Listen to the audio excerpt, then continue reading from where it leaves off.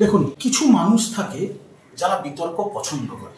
এই টিভির পর্দায় আর হেডলাইনে ভেসে থাকাটা একটা নেশা, বুঝতে পেরেছেন? একটা নেশা, যে নেশার খপ্পরে শুভেন্দুও পড়েছে, যে নেশার খপ্পরে এখন হুমায়ুন বাবুও পড়েছে। উনি বিতর্কে থাকতে ভালোবাসেন, কিন্তু ওনার এইসব বিতর্কিত মন্তব্যের জন্য দলের কাছে উনি শোকজ খেয়েছেন এবং শোকজের জবাব দিয়েছেন। ইংলিশে একটা কথা আছে, you are responsible for your own actions.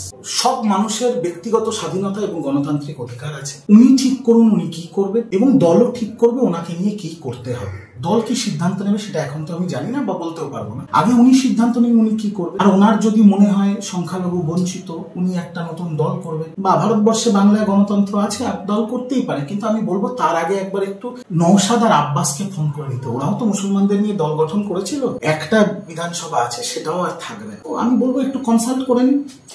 Bangla হান্টের আরো খবর দেখতে নজর রাখুন। বাংলা খবর মানেই বাংলা হান্ট।